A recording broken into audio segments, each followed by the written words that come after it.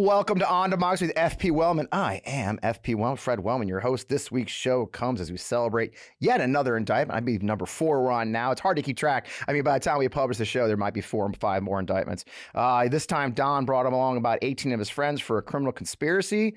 We'll talk about what that means and what the polls mean later in the show. But I really want to get to our guest. You know, if you follow our show or watch my hot takes on Midas Touch, you know I've been saying that we are winning. But we also have to do the hard work to go all the way and defeat this real anti-democratic movement we face. This week, I'm thrilled to have a young man, a soldier in this fight who has waded into the fight and keeps finding new ways to take the movement forward. So we're going to talk about Gen Z, activism, gun control, and, the political landscape we face today. So I'm not going to waste any time. Let's get right to it.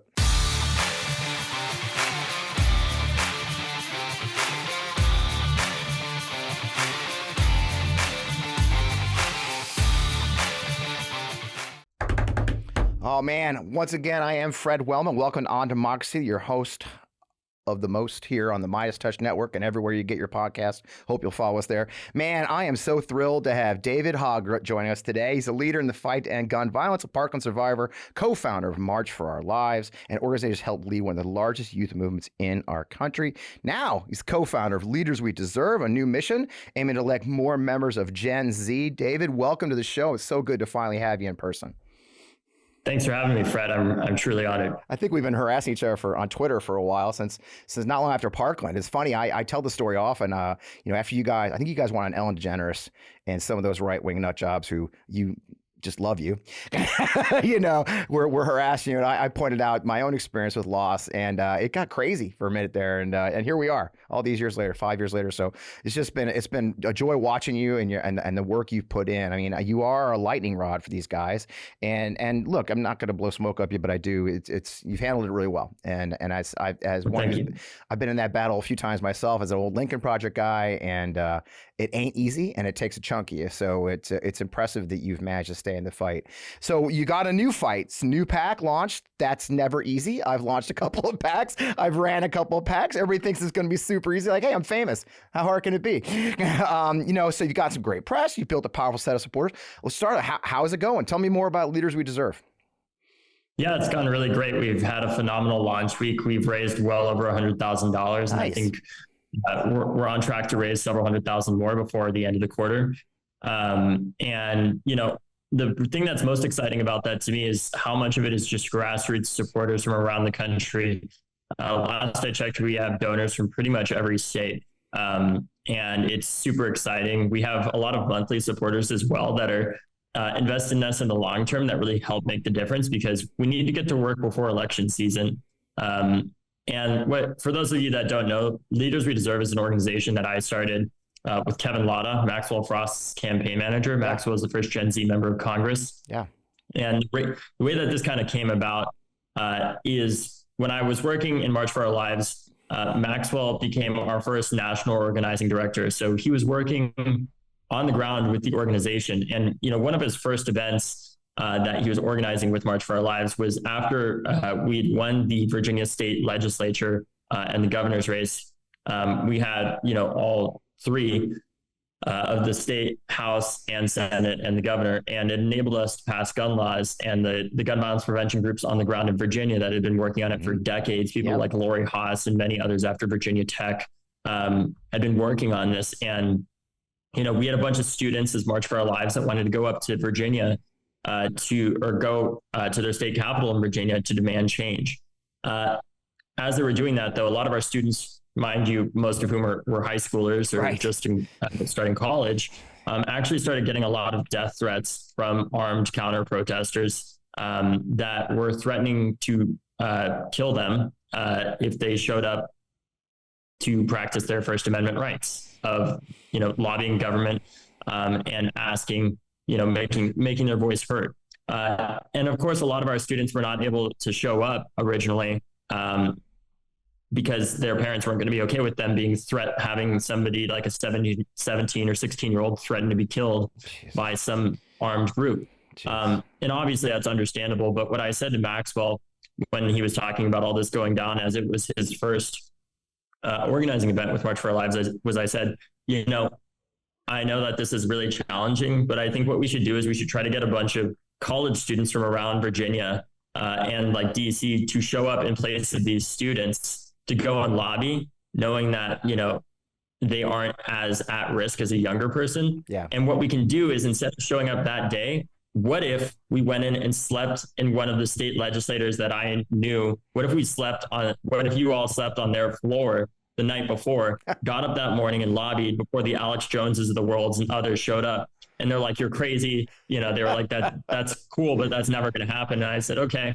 So we called up one of the state legislators who is, you know, personally affected by gun violence. Yeah. And it actually ended up working. And I wasn't there for it because I had been working so hard over the past 2 years at that point that I had to take a break mentally. Yeah.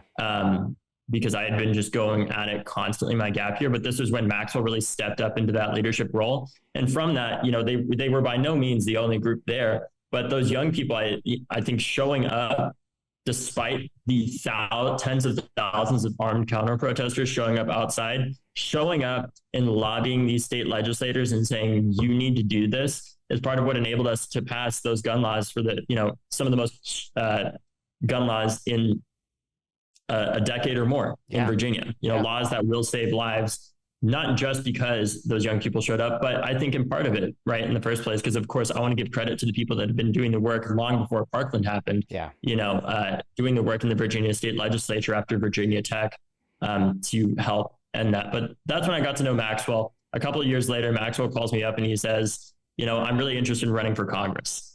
And I said, well, you know, you're 24, right? And you can't run.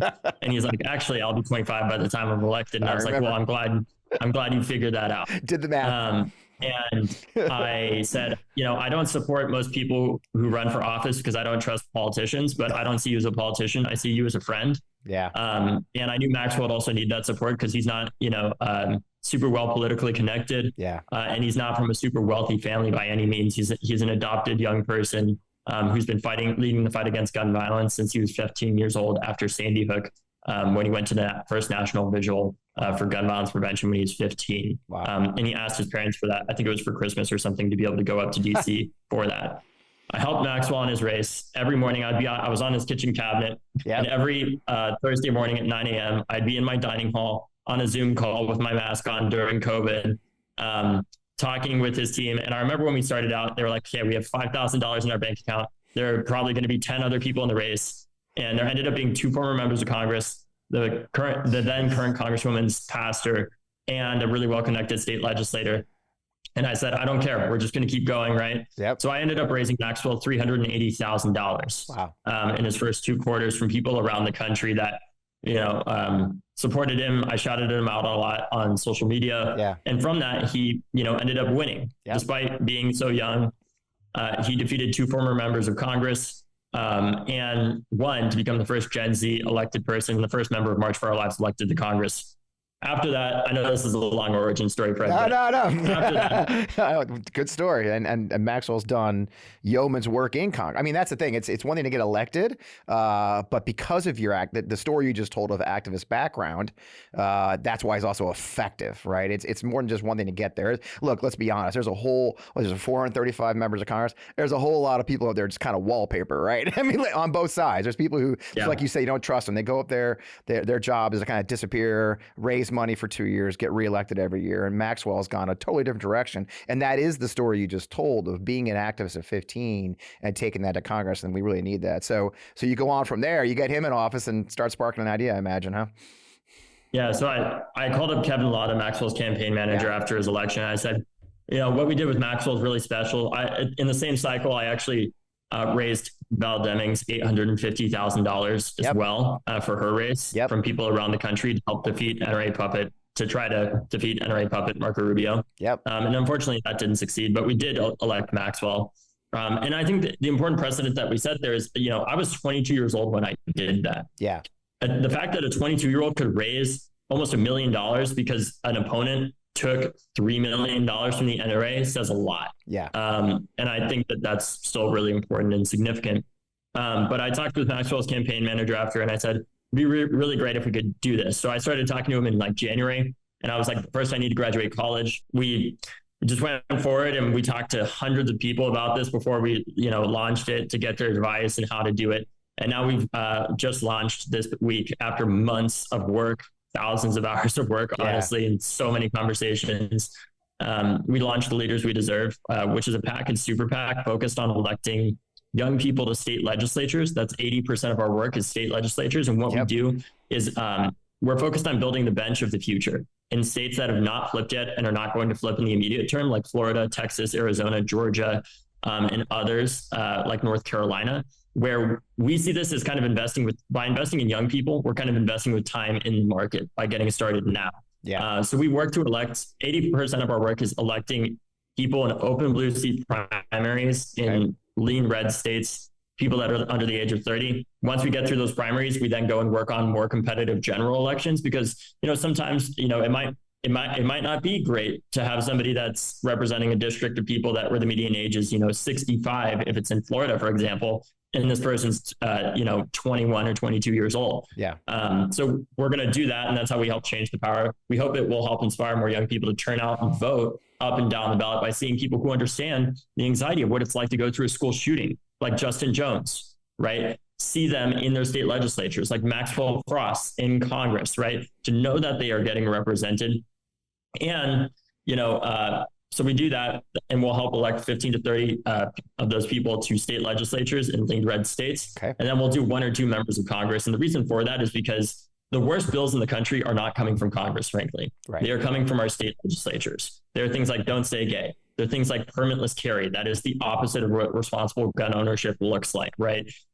They are things like, standard ground laws, that are not what's helping to keep our country safer, and they're actually endangering a lot of people as a result because of the recklessness that they enable, which is the opposite again of responsible gun ownership. And I say that as somebody who shoots guns competitively and was on the shooting club at my college. Yeah. I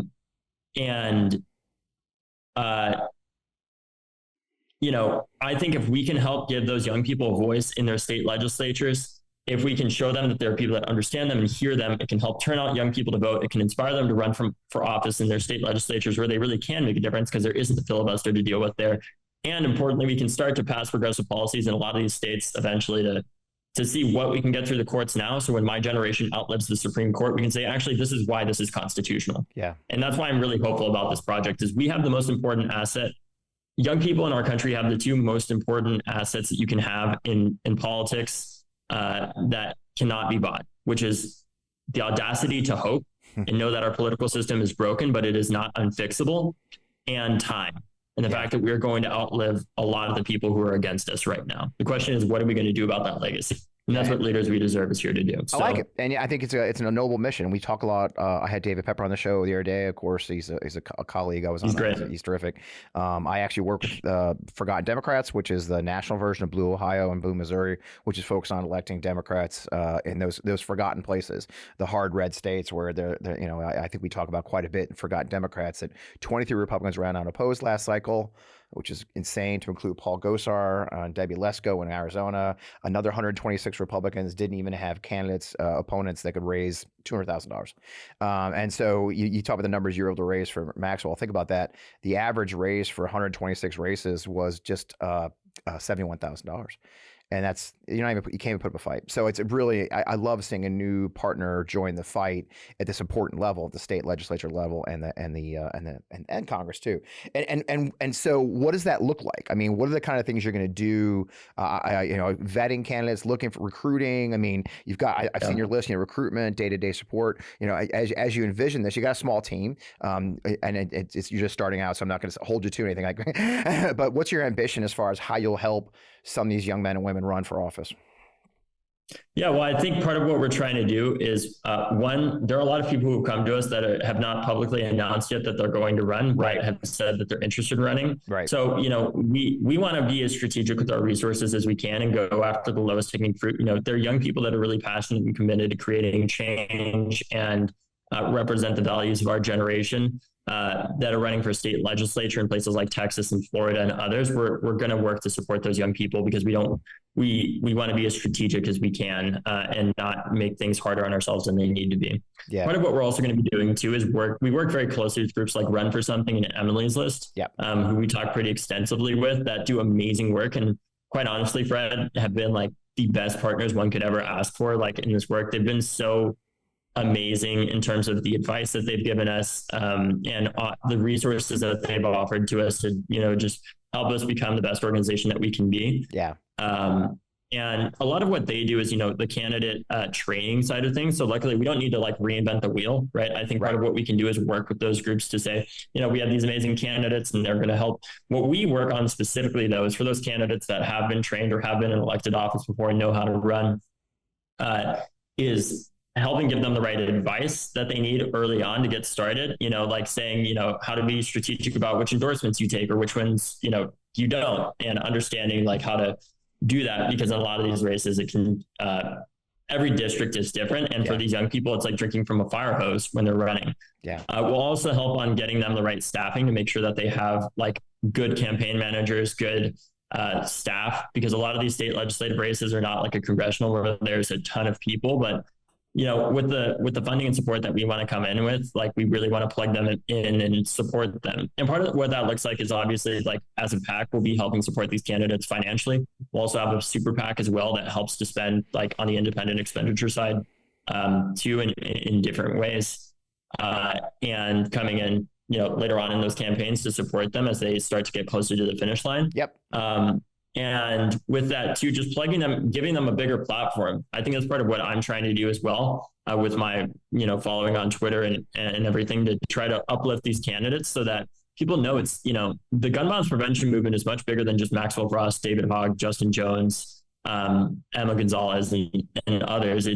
There's thousands, there are hundreds at least of people, young people around the country that are the movement, right? And giving them a bigger platform, because I think historically, frankly, I think liberals have been very emotional investors in change. I think we wait for an Obama-like figure to be very charismatic and come along and save us. And he, of course, was amazing. But the reality is one person can only do so much. And the real way that change is made in the long term, and I know this from studying the history of the Republican Party, is investing every year for decades on end at every level of government and continuously getting better. It's like investing, if liberals were investing and conservatives were investing in the market, liberals would be emotional investors that are trying to time the market every 2 years with whatever they think the sexiest and newest thing is. Whereas conservatives have played the S&P 500 of change for 50 years now. And we're now seeing the results of that. And that's kind of what we're trying to reverse engineer here, is to invest in the next generation with time in the market. And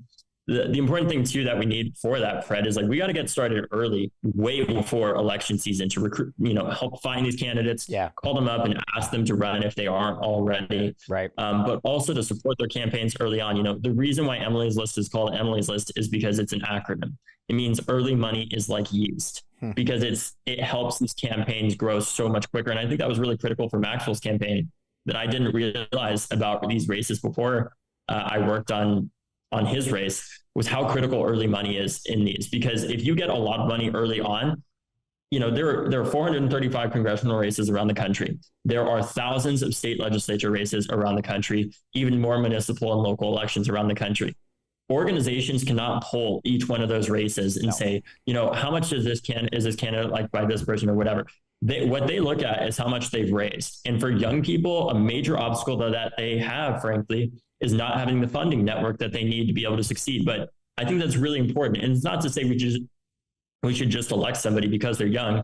It's because they are first qualified and have the experience that we need represented in office in the first place. And the fact that they are young is really helpful in that. If we look at a president like President Biden, who was elected when he was first 29 years old, the reason why he's become so effective is because he's been around forever and he knows everyone.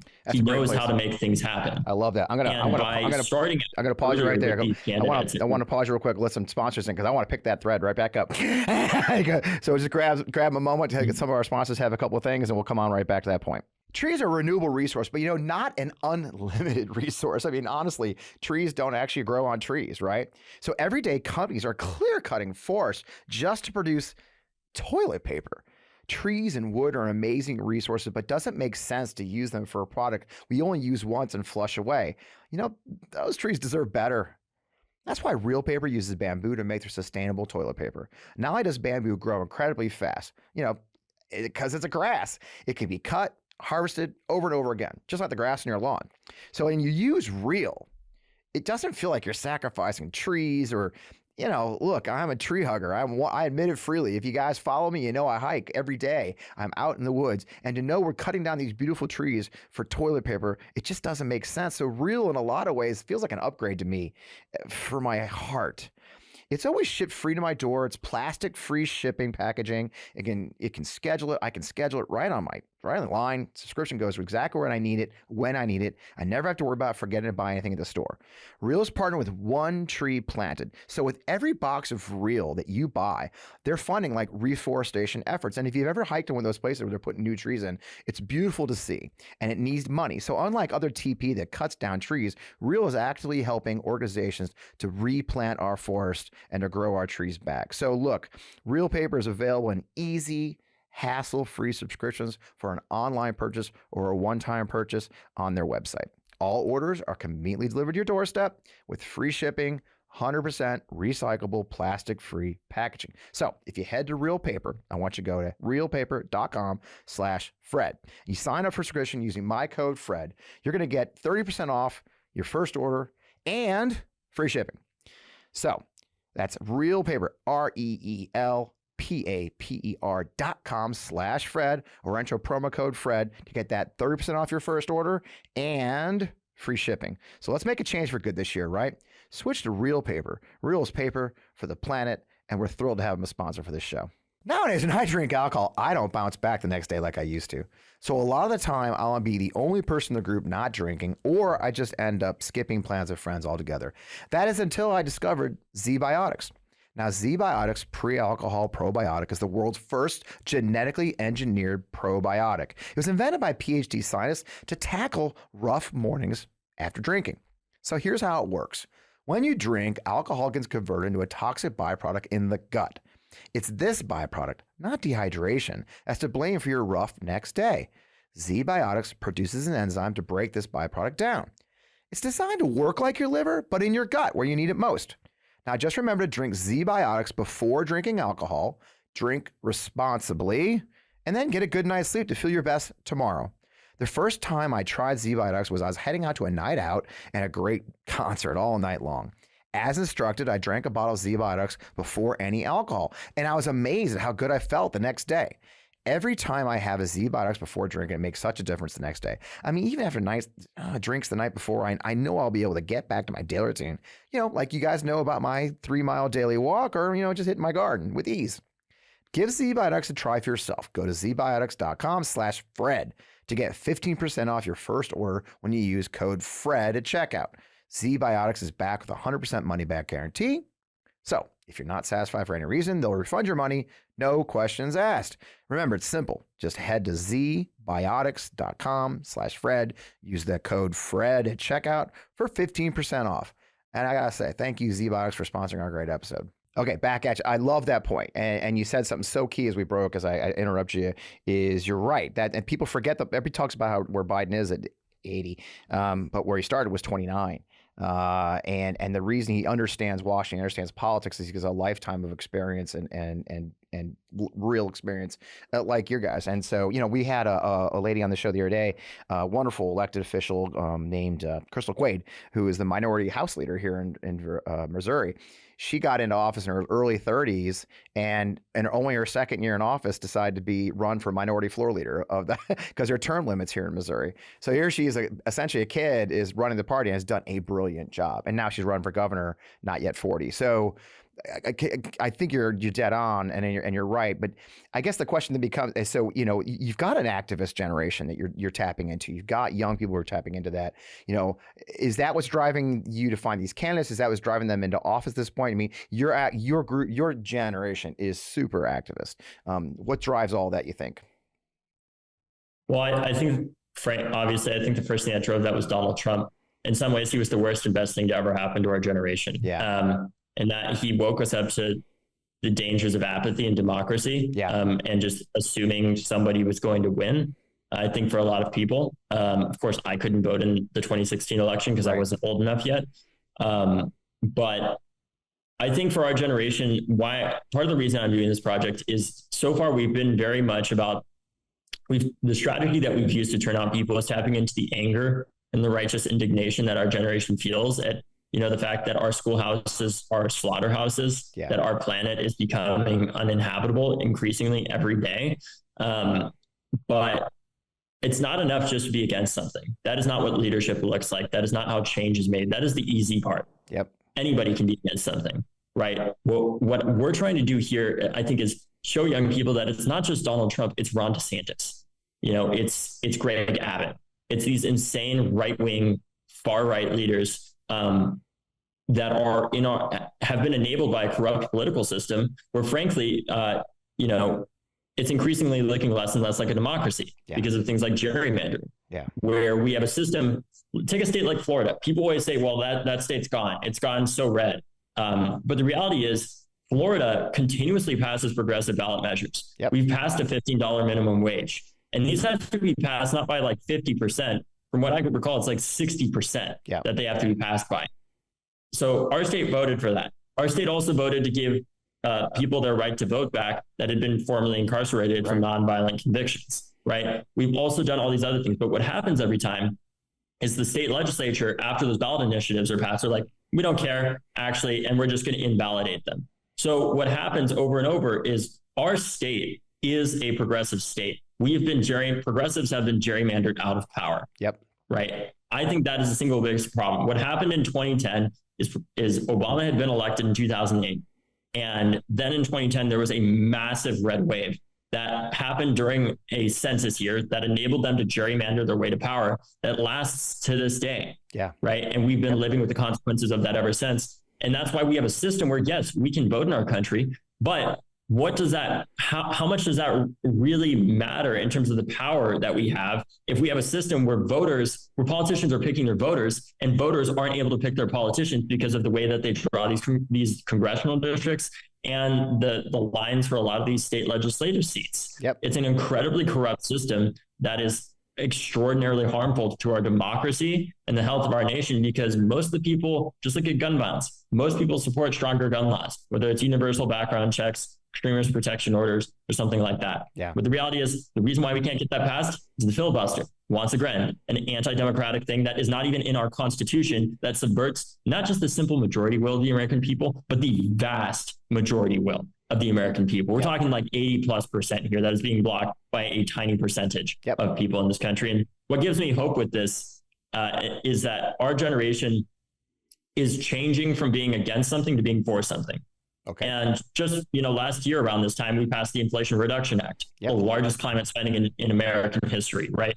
We passed the Bipartisan Safer Communities Act, the first gun law in 30 years. We passed hundreds of gun laws at the state level as well. We are increasingly for something, and young people have continued turning out at the highest rates in American history. And it's not just 50-50, right? We could have 100% use. This is one thing that always bothers me is, people always say, well, young people just need to vote more, but it's not that simple. If we just voted more in 2000, for example, 18 to 29-year-olds voted 50-50 for Bush and Gore. It doesn't matter if you had 100% turnout, if that's the case, if they're just canceling out their votes. But what's important now is young people are voting at the highest rates in American history in the past 3 elections. And they're not just voting 50-50. They're voting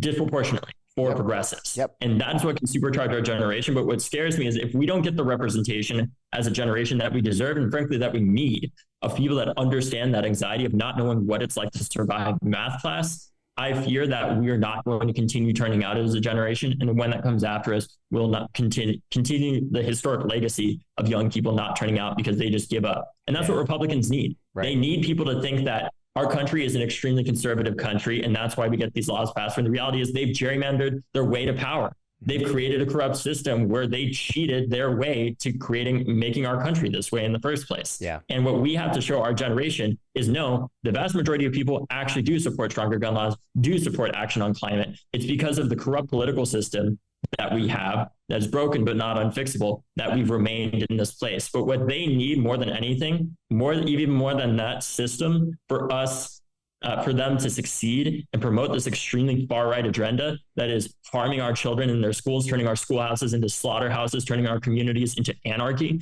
is hope. They need us to believe that we can't change anything. They need us to believe that nothing can be done about this and stamp out any amount of hope. And they know that the most dangerous thing for them is the belief that change is possible. Yep. So we can't give up. And the change is coming. I mean, Celinda Lake had a piece in the Washington Post just a couple of weeks ago, just as you were launching, talking about how this election will be different than the last time, last election, and certainly 2016, because of the fact that Gen Z is entering the voter registration rolls at numbers double the boomers leaving. In other words, you're outpacing them by double now as the boomers pass. And another thing she did, I was sitting in a meeting the other day with the polls. Nationally, Gen Z voters are extremely educated, more likely to be women, and more likely to identify as people of color.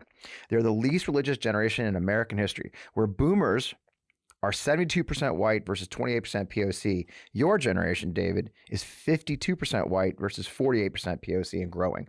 In other words, this is the most diverse, the most heavily female, most active generation we've seen in a century, right? And you're right. The danger is the loss of hope, right? And this is one of the things I do a lot on the show, and if people follow my videos and my such, I talk a lot about exactly, hey, we can't lose hope. I'm an old soldier, as you know. My background, I was a veteran. I'm a veteran, combat veteran, and I've been to war, and I've studied war my whole life. Went to West Point for my undergrad, and there was moments. Somebody pointed out on Twitter the other day to me, 1864, literally. Lincoln almost didn't get reelected. McClellan ran against him, because people had lost hope we could win the war. And a year later, we won the war. So it does always look bleak, but you're right. The danger is believing we won't win. The danger is not seeing people like you and others who are able of stepping up. And then, frankly, succeeding when they do, which is why I think I circle back to what we talked about earlier with Maxwell, not just getting elected. I think you're right. It's not just being elected. It's not just electing a person of the generation. It's also electing somebody who's going to do something when they get there, right? It's not enough to get you there, but if you don't do something when you're there, and that goes, so I'm gratified to hear you say, yeah, it's not enough just to be young. I was involved in an organization that they believed, and I won't name them, they believed that all we had to do was elect veterans, and veterans being in Congress would cause bipartisanship, because that's how it used to be in the old day. They literally believed, because in the 70s and 60s, all these World War II veterans all worked together, like Tip O'Neill and others, that would happen magically again if we put veterans back in Congress. And what they found out instead was Dan Crenshaw's, Eli Lake. We put a bunch of right-wing nut jobs in there, and it hasn't changed a thing. So it is important. You're right. You see Gen Zers who are not just capable and the right generation, but also capable of making an impact once they get there. I think that'll be one of your big challenges always. It's been 5 years since the violence at Parkland. It propelled you on the national stage at a young age. You've been in the spotlight since. You keep diving back in.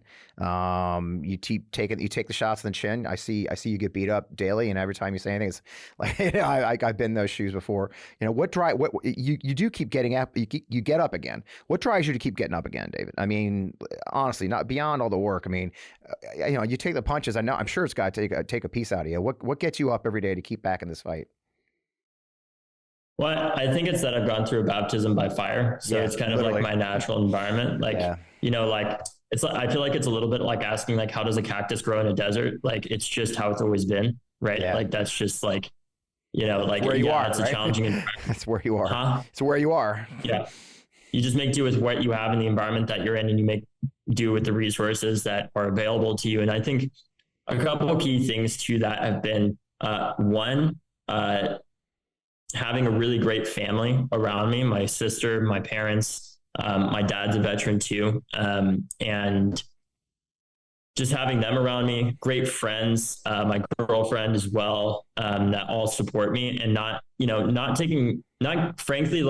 giving a shit about what other people think that I don't know a lot of the time. And knowing that, if the people are criticizing you who have enabled this system to continue for 30 years, where they say, we should only be talking about universal background checks. We need to be more moderate on this issue. Right. And kids continue to get slaughtered in schools. I think it's frankly fucking time to change it up and stop listening to the people who act like they know what they're talking about. Because on this issue, it's clear if they did, I wouldn't be talking to you right now, Fred. There you go. And I don't mean to be that disrespectful. There are great veterans of the gun violence prevention movement, but I'm talking about like political leaders that think that we need to be moderate on this issue. Nobody is voting for a Democrat because they want their AR-15 to be protected, frankly. Yep. It's not happening. Right. But that's also not to say we're not coming to take your guns or any, there's this whole conspiracy out there. I'm literally part of the shooting club I was at my college. I continue to shoot guns regularly. Yep. I'm not, first of all, I don't even know how that would logistically happen, but moving on beyond that point, right? The other thing is talking with people who don't agree with me has been the most helpful. Okay. I get a lot of horrible messages, as you can imagine, my DMs on Twitter back when like people could message me who weren't verified because Twitter changed that. Yeah. But just horrible messages. And I actually started, I started responding to them, and I just started saying like, you might have just called me, an expletive that's so bad or some insult that I can't even repeat it on here. But I can respect that you don't agree with me, but I can't accept the fact that, neither of us wants gun violence to continue, and, that we can't find anything to agree on. And then, they try to continue to argue with me. And, sometimes they try to debate me, and I say, okay, is there literally anything I could tell you that would change your mind? And most of the time they say no. And I'm like, okay, well, it's not worth wasting my time trying to debate you, because I don't think that's productive in the first place. I think we spent 30 years debating this issue, and that's what's gotten us here. Right. And instead, how about we focus on what we can agree on? And then, I talk about there's this binary concept that the media has a lot of the time that you're either for only stronger gun laws, or you're only for talking about like addressing mental health or why somebody pulls the trigger. Right. And I think the mental health aspect is an important one to address, with caveat that like people who are mentally ill are far more likely to be a danger to themselves or to others. Yep. Two-thirds, Fred, of gun deaths are suicides. Yep. Of predominantly older white men with easy access to guns in rural and suburban parts of the United States. Yep. Number one killer of veterans is gun suicide. And I think we need to fund more mental health programs to help stop that, more educational programs for gun owners, so that they know, if they have a friend that's gone through a really bad breakup or lost their job or a divorce, they can talk to them and say, hey, like, I know you're having a really hard time. Like, would you like me to babysit your gun for a while? Yep. Just so that they don't have that easy access a lot of the time. And obviously that's a tough conversation to have, but it's better than giving a eulogy. Yep. And, I've seen that with different people, that I know that own guns that have done that before. Yep. And I think it's important to normalize that in a lot of like the gun culture, that like, it doesn't have to be the state that's like talking about it that much. It can be other gun owners that are looking out for each other and taking care of each other. Right. Friends and family. And anyways, so I talk to them about that, and I say, well, what about funding more mental health programs for the 2/3 against gun deaths or suicide? And they're like, yeah, I agree with that. I was like, cool, but you agree with me. And then we find some other common ground. Like, do you think somebody who threatens to shoot up a high school multiple times with an AR-15, like the shooter of my high school is a 19-year-old that threatened to shoot at my school multiple times, should be able to legally own that gun? And they say no. I said, well, great. Then you agree with me, because we want to pass laws that would enable that person to be disarmed with a court order and a right to due process, right? Somebody who threatens to shoot up a high school, I'm sorry, I don't care how Second Amendment you are. If you threaten to shoot up a high school, you should not be able to have a fucking gun. Doesn't seem hard to me. Seems common sense. And it's funny how when you say it that way, you say, well, they've made threats. They want to kill people. We should probably secure their guns. Oh, yeah, I agree. You say, okay, good. Red flag law. What? No, I'm against red flag law. No, you're not. and it is that's the challenge, right? A lot of times it's the communications. We have to communicate better sometimes, right?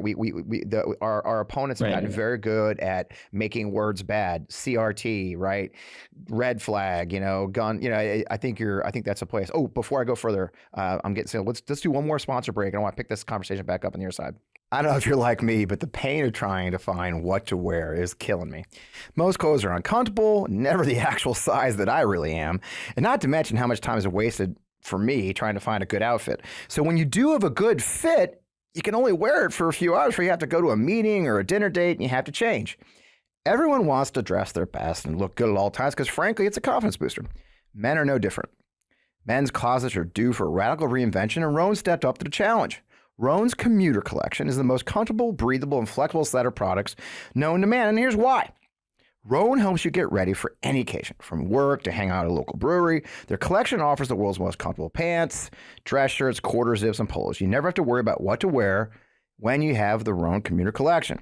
Now, Rhone's comfortable four-way stretch fabric provides breathability and flexibility that leaves you free to enjoy what life throws your way from your commute to work or, walking to the box seats of the Cardinals game. With Gold Fusion anti-odor technology, it'll smelling fresh, clean all day long. On top of that, Rhone is 100% machine washable. Because I don't know about y'all, I live alone. I got to wash my own darn clothes. So you can ditch going to the dry cleaner. I love the Rhone Commuter Collection for my lifestyle and fashion choice. Now, look, I'm on the move a lot, whether it's jumping from meeting to meeting or heading to meet friends or, catching a flight to go somewhere like I am this week. The Rhone Commuter Collection has never let me down. Even after I wear it all day, I feel super fresh because of that Gold Fusion anti-odor technology. So the Commuter Collection can get you through any working day straight into whatever comes next. Now, here's what I want you to do. Head to Rhone.com/Fred.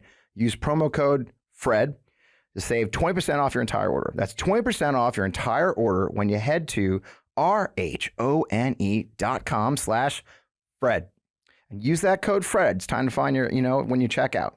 It's time to find your corner offers comfort, and Rhone offers the best. Do you know your temperature at night can have one of the greatest impacts on your sleep quality?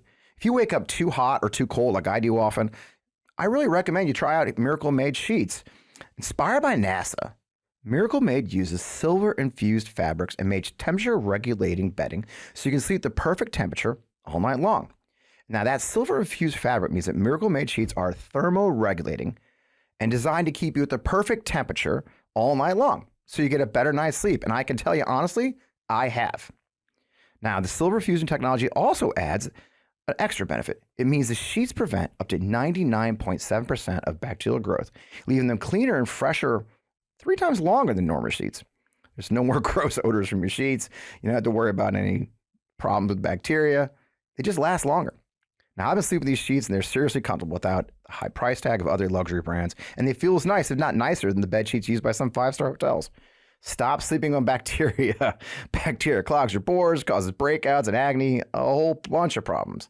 Sleep better, sleep clean with Miracle. Now, go try miracle.com/Fred. That's go to trymiracle.com/Fred to try Miracle Made sheets today. And whether you're buying them for yourself or as a gift for a loved one, if you order today, you can save over 40%. And if you use that promo code FRED at checkout, you'll get 3 free towels and save an extra 20%. So Miracle Made is so confident in their product, it's backed with a 30-day money-back guarantee. So if you aren't 100% satisfied, you'll get a full refund. Now, upgrade your sleep with Miracle Made. Go to trymiracle.com/Fred and use the code FRED to claim your free 3-piece towel set and save over 40%. Again, that's trymiracle.com/Fred. Treat yourself. I love the products. I've been using them myself and sleeping like a baby. As you know, I have a big family, and that means there's usually a lot of garbage left over by the end of the week. And frankly, I used to feel really guilty about it, but then I got a Lomi. Now that I have a Lomi, it's changed the way I think about my food waste. Lomi transforms my garbage into gold at the push of a button. Lomi is a countertop electronic composter that turns food scraps into dirt in under 4 hours. Now I love composting. Plus, it's made cooking at home even more fun. There's no food rotting in my garbage smelling up the kitchen. Thanks to Lomi, I only have to take out the trash like once a week, and it's hassle-free, mess-free, no more leaking bags. So here's something cool too. I turn my waste into nutrient-rich dirt that I can feed to my plants, my lawn, and my big garden in my backyard. That means it's not going to landfills and producing methane gas. I get to help the environment, and that makes my life easier. All my food scraps, plant clippings, and even those leftovers I forgot in the back of the fridge go back into my garden. Help me grow more nutritious food right in my backyard. I learned recently that food waste makes up a huge portion of our personal carbon footprint. So by reducing the amount of food I send to the landfill, I'm helping to do my part for the planet while also feeding my garden. So whether you want to start making a positive environmental impact or just grow a beautiful garden like mine, Lomi is perfect for you. So head to lomi.com/Fred and use the promo code FRED to get $50 off your Lomi. That's $50 off when you head to lomi.com/Fred and use promo code FRED at checkout. Thank you, Lomi, for sponsoring this episode of the show. Thanks for that break. So, man, we have great sponsors, by the way, David. I appreciate your patience. Yeah, I mean, these conversations have to occur, and our common language has been poisoned, hasn't it? In a lot of ways, I know you've seen this on your day. You know, our opponents are very good at creating words and making words that are common sense into bad. I think you tweeted the other day about defining woke. You know, Ron DeSantis' war on woke is a perfect example. What the hell is woke, right? These bad words get in the way of us actually having policy change in a lot of ways. I know you live that every day. Yeah, and I think to answer like the question that you just asked as well, like ultimately what I'm getting at when I talk about talking with people who don't agree with me is that I've learned how to turn hatred into hope. Okay. And I don't see the people who yell at me and scream at me and say all these things about me. So much as people that hate me, although objectively many of them do, as much as I see them as people that have not had the chance to talk with me yet in the first place. Because 95% of the time, if those people continue talking with me that say those awful things, they end up apologizing. Yeah. Yep. I've had similar experiences. I've had people say, okay, talk to me. Why'd you just say that? Did you really just call me that name based on what? And so much of it, right. So much of it is just, frankly, a grift by like the leaders on the far right that like want to rally their base and demonize people like me to make more money for themselves. And I know this because I've talked to them and I've messaged them on Twitter before and I've said, why are you doing this? And I'm like, I think we can probably agree to a couple of things. And they actually agree with me. Yeah. But then they continue saying all this crazy shit because they know it's good for their base. It makes them more money and they want more of a follower.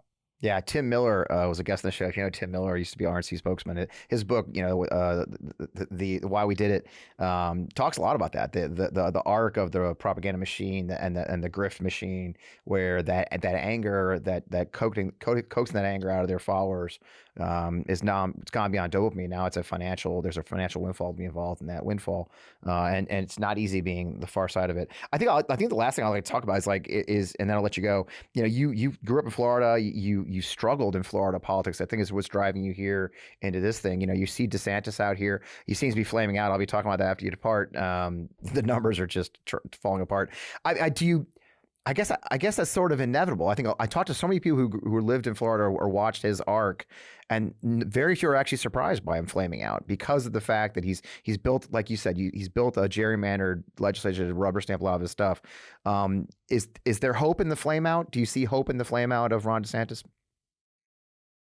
Is that the wrong question? If it's the wrong question, tell me I'm crazy. I think that there can be hope, but I think it's important to note that the reason why I've talked with a lot of people and pollsters about why this has happened. Yeah. Just in general conversation. And I think one of the most important points that I've heard is that the reason why Ron DeSantis has flamed out in the way that he has is because he's trying to be Trump, but he doesn't have the economic message. Mm-hmm. That is what Trump had, but DeSantis does not. It goes much beyond culture. It's not just culture wars. Yeah. What enabled Trump was an economic populist message that resonated a lot with a country that has been massively where the middle class has been gutted, frankly, since the 1980s in the time of, supposed trickle down economics. I agree. And, basically what they need to do, what the most powerful people in our country need to do, like the rich elites, frankly, is they need to divide poor people against each other and say it's that immigrant that's going and taking your job, instead of talking about the fact that, this free trade policy actually is what moved millions of those jobs overseas, or it's automation, and the creation of all these robots that are taking human jobs that are the reason why a lot of those union jobs have left. Right. And they need people to be divided against each other, so that they don't point the finger sideways instead of upwards at the people that are actually benefiting most from our division. And the fact that we live in a country that frankly does have socialism, it's just for the 1%. Where essentially we subsidize the hell out of a lot of these corporations around the country to make their shareholders more wealthy, where they buy back stocks to artificially inflate, the stock price a lot of the time to help their board, to help all these other people. And what happens is when they do risky things like the subprime mortgage crisis, all of a sudden we, as the taxpayers, have to come and fucking save them from a system that they destroyed and continuously benefit from, but face none of the consequences of. in the first place. Yep. And I think that is part of the reason why we're seeing this constant emphasis on fucking, sorry for my cussing, but like, no problem. Cultural wars. Yeah. Like right. State Farm, I think it was, and these other insurers just pulled out of Florida right before hurricane season started, right?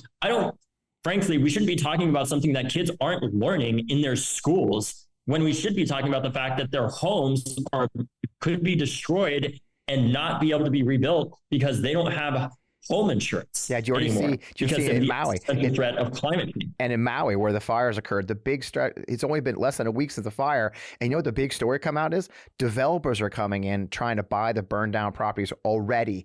People haven't even gotten access to their houses yet. And there's already corporate developers in trying to buy up freaking whole swaths of the property, and people like and I guess we'll circle back. It's a great place to circle back to finish on this and yada, yada, yada. Here you are, right? Your generation has watched this. Your generation has gone. I had Chris Titus, the comedian, on a couple of weeks ago, or a couple of months now. And I had him on because he does a whole bit on, you should watch this, go to his website. Titus has a whole bit about how he stopped beating up on Gen Z and millennials being the trophy generation because you guys have gotten absolutely fucked. And you see it. And he says, Jesus, I'm just glad you're still here. And I say the same thing. I have two Gen Z kids. My two youngest kids are both about your age, by the way. I think they are the same age. And my what you've had to deal with between 9/11, the wars, constant war, the recessions, and and so circling back to why you are building Leaders We Deserve is just this, right? That you have got literally a generation that just witnesses. By the way, a generation that's more diverse, more aware, and then throw in the one we don't talk about often enough, and I have mentioned this show before, is your generation is fucking plugged the fuck in with each other like no other generation before. I talk the story all the time of my son at 8, his best friend was in Germany playing Xbox Live together. It seems so small, but your generation's worldview is a much, much bigger worldview than, say, Gen X like me, who my worldview was how far my 10-speed bike would go.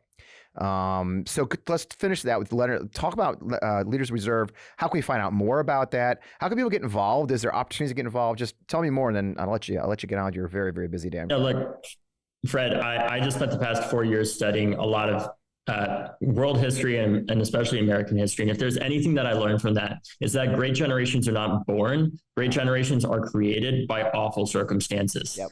And just as an example, the greatest generation, when they were growing up, were said to be some of the dumbest people ever. It would be said like all they want to do is read comic books all day and just sit around and like read books, and nobody really talks to each other anymore. And these people are so dumb, our entire country is screwed. And they went on to defeat the Third Reich and Imperial Japan and save the world from fascism, right? And it wasn't just America, obviously. It was all of our international partners, the Russians, a lot of people in Europe, obviously, across the world that were part of that effort during World War II. But that generation did that because horrible moments, they find incredible leaders and they forge them. Yep. And that's why I have faith in our generation, because we have grown up during school shooter drills. We've grown up thinking about climate change. We've grown up thinking about mass incarceration. The fact that, we live in a country where not everybody is treated equally by the law. And there's very few people in our generation who actually believe that in the first place, because we know it not to be true, because we've seen it on our phones, from the murder of George Floyd to so many others, right? And what makes me hopeful about our generation is we don't have the luxury of being like people like Ron DeSantis, who are focused on stupid shit like whatever the fuck woke is. Right. Because we've lived with the consequences of a failed and increasingly failing political and economic system that continues to benefit only the most powerful and the elite at the complete detriment of everybody in between the middle class and lower class people. And our generation we don't have the luxury to focus on bullshit distractions, frankly, because we're dying of the consequences of the real things we need to focus on, like climate change, like gun violence, mass incarceration, and so many other things as well, including fighting these abortion bans as well. That is why I have faith in our generation, because even if right now we don't have all the leaders that we need, we're going to have the leaders that we deserve, because our entire lives, we grew up in school alongside our ADCs, learning the mantra of run, hide, fight to survive a school shooting. And it's time for our generation to repurpose that. We need to start running for office, and we need to stop hiding from the responsibility that we have to create a more perfect union for future generations, where schoolhouses are schoolhouses and not slaughterhouses, where students are students and not forced student activists because their classmates died in a school shooting, where they can just be students in the first place. And we need to start fighting for a future where politicians do their damn job and kids can just be kids.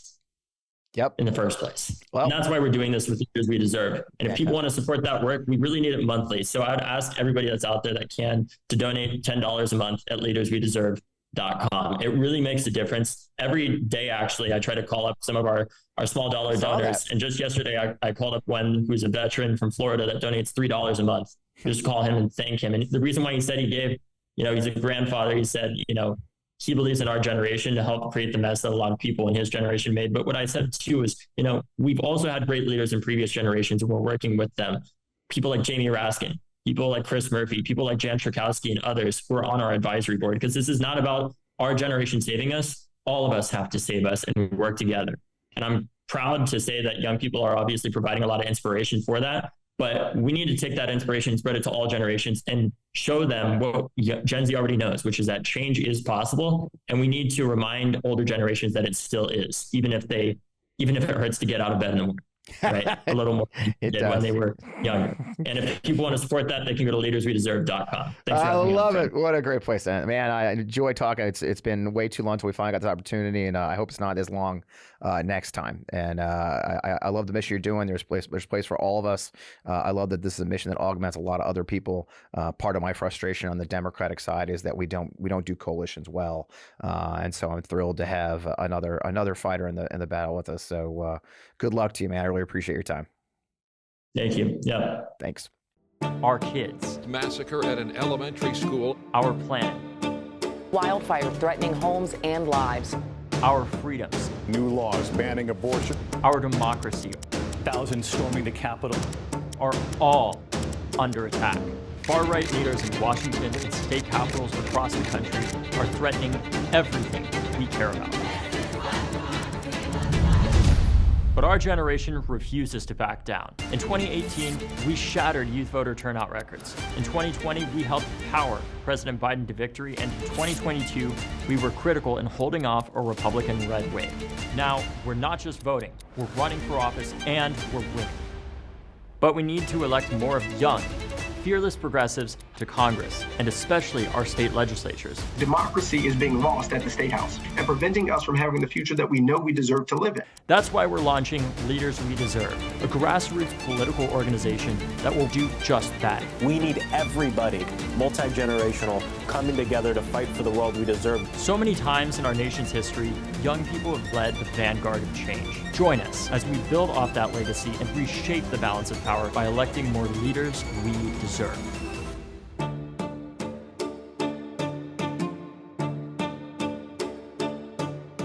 Man, what a great conversation. David is passionate. He is good at what he does, and I hope you'll support them. LeadersWeDeserve.com. I'm very excited to learn more about what they're doing. A lot of these groups start up. It's hard, but you can see why I have hope for this group. They've built a great team. They have a great set of advisors who are going to help them get there. So check it out.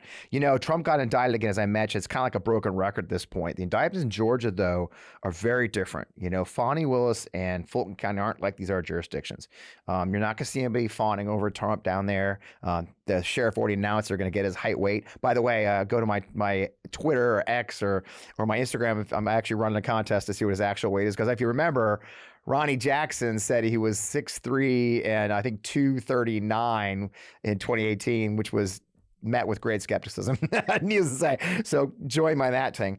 But one of the interesting things is the way this is so different. And my friend Ron Filipkowski, was a former guest, of course, has his own show on the Midas Touch Network, as well as he's putting stuff on our website. He put a piece on the Midas Touch website, MidasTouch.com, about how this is a very different. He has a great layout of the conspiracy. But this is different. There's a tape of the call. Okay, we've heard the tape of him calling up looking for 11,000 votes. And another one that's different too is, there's real victims in this. Okay, I think a lot of the times we kind of blown off the Trump crimes, if you will, because they're somewhat, quote, victimless, right? That the documents, they're top secret, but nobody got hurt. The New York corporate case, well, that was just him giving money. He fudged his corporate records. even the January 6th, the indictment we have from Jack Smith for the January 6th doesn't get to the violence or anything like that. It's just mostly the trying to get the votes. Somewhat victimless, although I would argue they are victims. But let's remember Shay Moss and Ruby Freeman. Okay, they figure very prominently in this indictment in Fulton County. Okay, the pressure on them, sending emissaries to try and get them to confess to their crimes to the point where they had to flee their homes. Okay, if you remember, Shay and Ruby testifying before Congress was very, very powerful. Imagine those two ladies in front of a jury in Fulton County, Georgia, and you have to understand just how freaking scared Trump and his co-conspirators really should be. And they're going to be. Oh, and the icing on the cake is that Georgia is one of those states where the governor can't just pardon you. There's a pardon board. And one of the things they stipulate is you actually got to serve your sentence. So they're not going to get out of jail free because they installed a Republican to cover their ass. So this is a very different one. But, those are the wheels of justice turning, but are the wheels of politics meeting them? And I would argue that the wheels of justice and the wheels of politics aren't just on different vehicles. It's on a different road in a different fucking time zone. Okay. They're so different. But there is, again, I'm the hope guy around here, which is weird, I know, but here we are. And so there's some polling out. New York Times did a really great, well-documented reported story a couple of days ago this week talking about the impact on Trump's campaign with all this. And there's no surprises per se. His fundraising's through the roof. What I found fascinating though in that was his indictments and the way he's managed the announcements, the indictments, and the fundraising.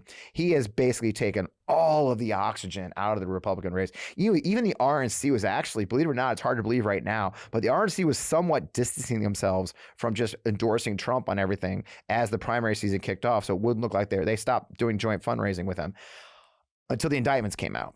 And now the RNC's back. Do you stand with Trump? And so the oxygen of the Republican primary is gone. Look, you're going to see the horse racing. You're going to see all the people talking about it. Vivek Ramaswamy and his whatever stupid fucking new ideas of the day. Chris Christie's out there throwing hand grenades. DeSantis is hopeless. But let's be very, very clear. This campaign, as my friend Jeff Timmer says, barring his aorta doing what it should do, he's going to be the nominee for the Republican nominee. Here's a poll for you right here. The latest from Morning Consult shows Trump up 57% over the nearest competitor. And this one, 16% Ron DeSantis, followed by Vivek and Pence, and 57% is a pretty big number. And then a new AP poll. Now let's go to hope. Okay, let's switch to hope. Yes, it's having an impact nationally. AP poll finds that 35% of Americans have only 35% of Americans have a favorable view of Trump, and 62% have an unfavorable view of Trump at this point. While 7 in 10 Republicans view him favorably. So there is a disconnect between the Trump passionate supporters and everybody freaking else. And we've always said that number is not as big as it needs to be for him to take national office. He did lose in 2020, clean.